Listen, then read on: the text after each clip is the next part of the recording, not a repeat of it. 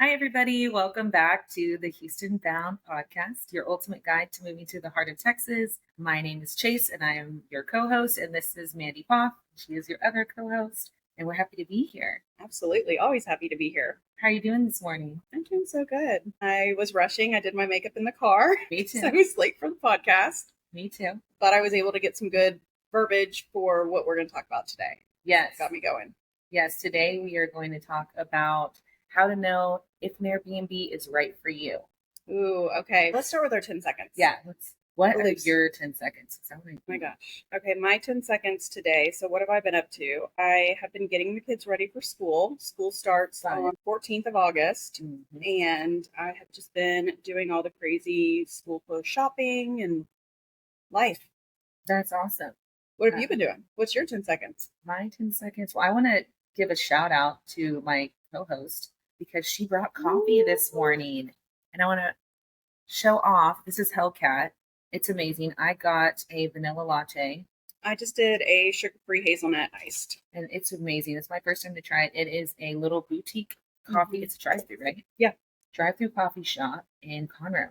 Yeah. So if you're in the Conroe area, stop by Hellcat and support them. I think they just opened this year. Yeah, exactly.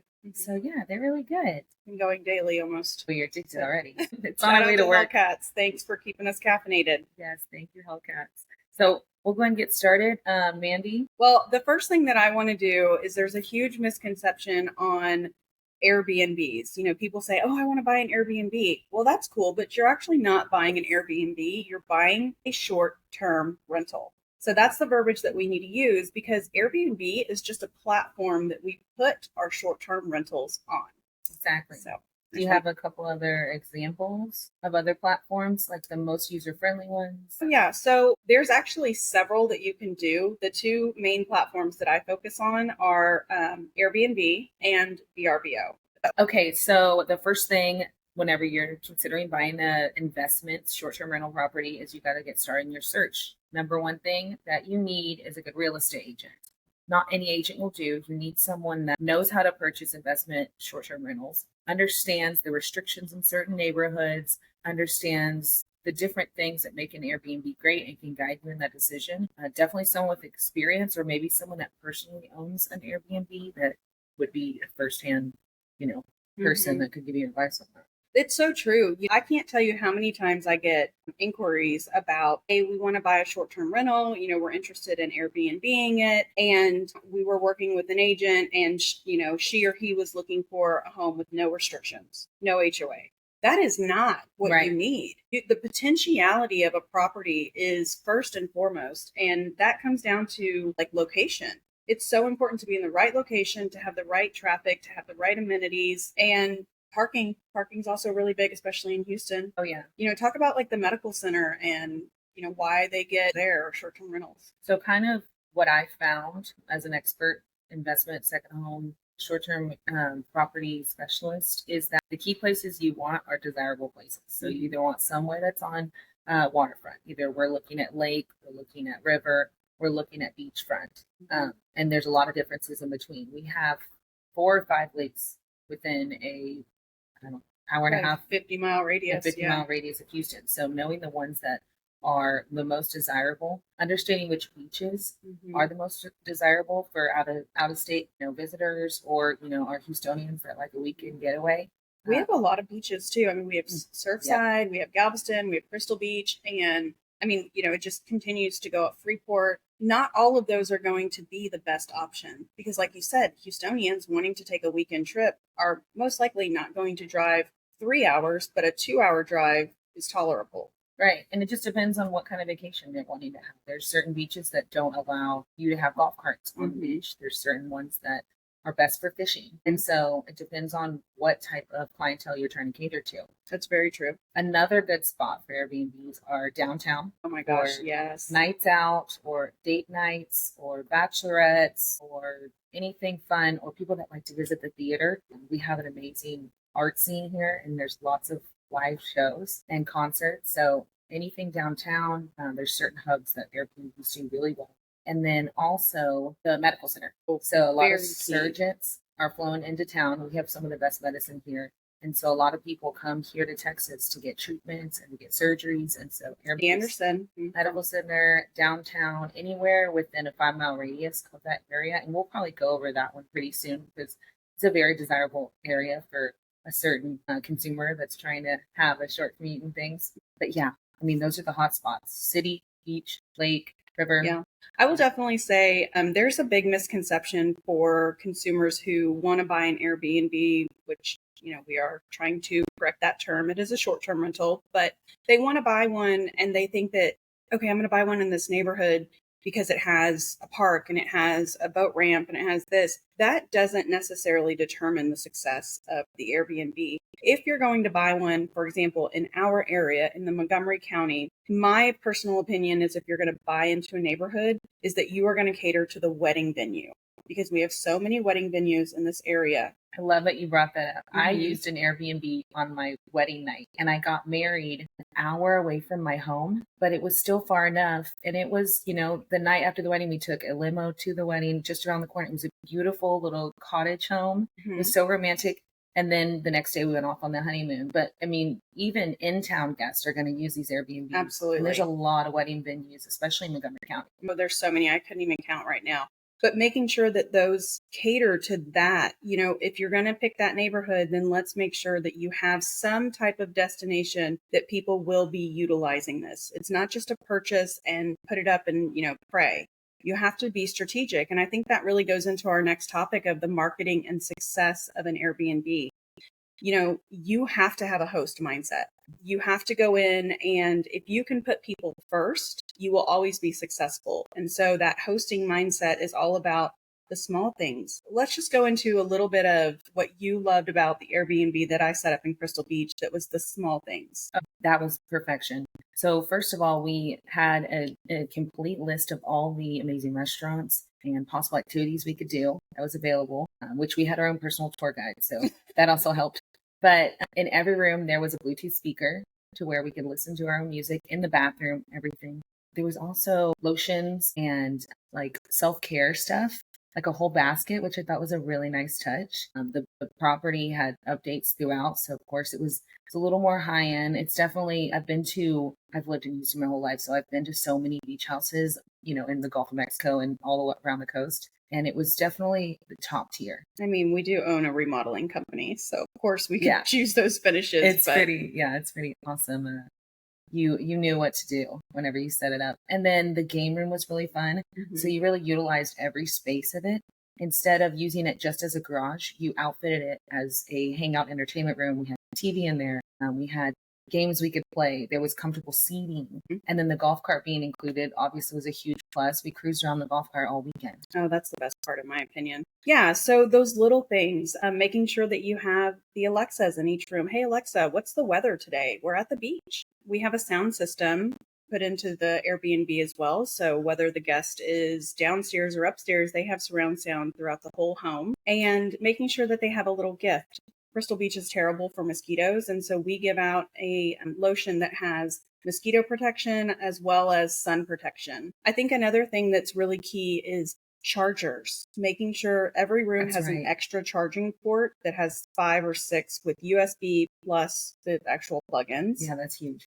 And then we also make sure that we stock the entire home with paper towels, toilet paper. Our guests should never have to bring anything. That's one of the biggest feedbacks that I always get is that she truly had everything down to the hooks where they hang towels. Right. I've been in a short-term rental where we showed up and there was nothing.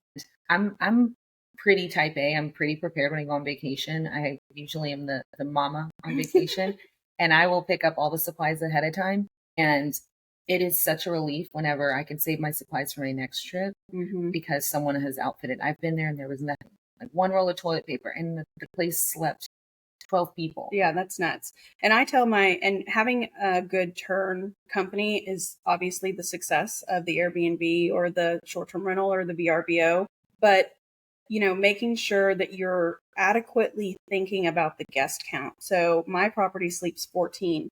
And one time, I had the housekeepers leave 10 towels. So obviously that was an opportunity for growth and reminding them that we sleep 14. Now, Keep in mind, I did also have extra beach towels rolled that are 14 as well. So there was towels for the guests, but for me, that's not acceptable. And again, it's because I have the host mindset that this is not just about income. This is about quality, down to the sheets, to the bedding, the pillows. Everything has quality and is comfort.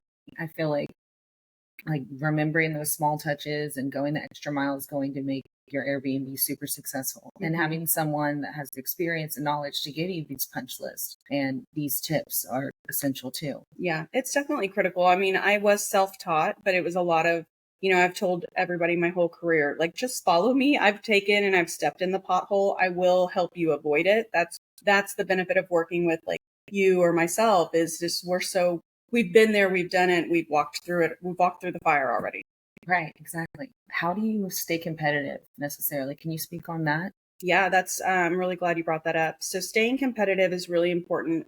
Whether you're initiating the Airbnb, STR, or VRBO, staying competitive is going in and reading the reviews from everybody on everyone else's rental. I started there, snapshot every picture of every property that I thought was great, what they did, and then I did it, and I did it better. And then also making sure that you are checking your rates monthly. There's a system that you can go in, and it's called smart pricing, where it will price it for you. That's the worst thing you can do. But it's not smart. No, it's not smart. So ours rents for like $625 a night in the summertime, and if I put it on smart pricing, it'll go to $219. Wow. That's a lot of loss for a host. That seems really inexpensive for a place that sees so many. Well, it is. Yeah. Especially for the quality level. What they're doing is they're taking the average of all of we call them cabins, of all of the cabins. So we're on row 4, we have water view, but then you have row 10 that does not, and they're taking that $250 a night rate and averaging it amongst the entire island. And so it's just not the greatest way to be successful. Right. They're not taking into consideration the luxury aspect or the level of the guest experience. They're just kind of saying it sleeps this many and it's in the same neighborhood on the same beach. Just like Zillow, guys. That is not your home price. Yep. You've got to do your research. You need someone that's going to help you with these things. So I did want to highlight a current listing that we have on the market. We do have one on the market. Tell us about it. So we have a listing. It's Mandy's listing. It's my house. It's true. We're selling it. She's going to actually do new investments. Yeah. So let's talk about that. This Airbnb, STR, VRBO, we've had it for 3 years and we have been super successful. We have utilized every bit of the property. We have learned, we've grown. And for us, when you're doing a short-term rental, it is so important to think about the distance. Property is about 2.5 hours from me. And when we first bought it, it was fantastic. We went every weekend, fixed it up, did the things. But, I'm at a point in my career where I'm ready to move to a different direction geographically. And so that property is no longer going to be 2.5 hours away, and it's not really going to be a viable option for me anymore. So when you're thinking about purchasing one, make sure it's something that you could go, I would love one in Lake Tahoe, but after having mine and seeing, what it really takes to manage this, I don't think that I'll be doing that. Right. You have to really want this. And you have to want to be a host. It's a lot of work. It's not for everybody. And knowing all of the, difficulties that you could face while owning one is really important. I know that a lot of people are like, make it sound super, but it's a job. It's an additional job of yours. Mm-hmm. And, you're only as good as the vendors you pick too. Absolutely. Some vendors out, especially if you're doing one far away, you need people the AC goes out. You can't use your local AC company. You need to use one in town. So you need a preferred vendor list. There's a lot of things that go into it. It's a lot of trust. I trust my team who's 2.5 hours away from me like nothing else. And that's honestly why Chase and I are bringing you this podcast, because we want to be the boots on the ground for you and be able to give you that opportunity to say, hey, I've got a team who's in Texas, who is helping me facilitate either this move or this investment property. They know the area, they live, work, and play there. So just like I have to trust my team, we are trying to put you in a position where you can trust us with all of your real estate needs in Texas. Absolutely. And can you tell us what the price point is on our listing currently? Sure. Yep. So we're 23 Sandpiper in Crystal Beach, Texas. It is a 4-bedroom, sleeps 14, 2 bath, huge game room, 3-car garage, phenomenal property. It is listed for $799, and that is a killer deal in the Crystal Beach area for This caliber. for the condition of this property. Will the furniture come with the sale of the home? Great question. Yeah. So a lot of short-term rentals sell fully furnished. Now, a big question that we get is, well, how much can I get from my furnishings for, on the listing side? And unfortunately, really nothing. I mean, you're going to get very minuscule amount of money for those furnishings. We are going to price that property at the market value plus a little extra because it is income producing. But as far as furnishings, that's just not something that you're going to really recoup. And that's the difference. That's one of the differences between regular residential sales and investment sales. And the investor selling that property is intending to leave the majority of those items. So if it's something you don't want, you want to make sure that you are discussing that with your buyer's agent and making sure that, it's going to be what you want at closing. Exactly. Totally. Well, I did want to plug our boat tours again, because if you're thinking about buying a short-term rental on the lake, the best way to know if it's going to be a vacation hotspot is to tour waterfronts that are available with us on the lake. We know where the best Airbnb spots are. We know where all of the fun stuff happens. And why not do it and research from the lake? So we, Inspired Realty & Co., we have a boat, and Chase is saying that we will take you on the boat on Lake Conroe and show you everything you need to know, the depth, the bulkheads, the marine life, everything. So we are so excited to offer that to our clients. We totally are. Well, I think with that, we're going to sign off for the day. I do want to ask that anyone that is interested in short-term rental investments or just wants to pick our brain, feel free to leave a comment in the comment section. And I also want to ask that if there's a topic that you'd like to hear about, message us, leave a comment. We want to start getting some input from our viewers/listeners. And you can find us on YouTube at the Houston Bound Podcast. And then you can find us on all major podcast streaming services, anywhere you get your podcast. And we'll go ahead and sign off now. Yeah. So please help support the show. Like, follow, comment. Yes. All of the things that the people ask you to do. We are asking you. We're having such a good time with the podcast, and we hope you guys are enjoying it. So have a great weekend, and we'll talk to you soon. Talk to you soon. Okay. Bye, guys.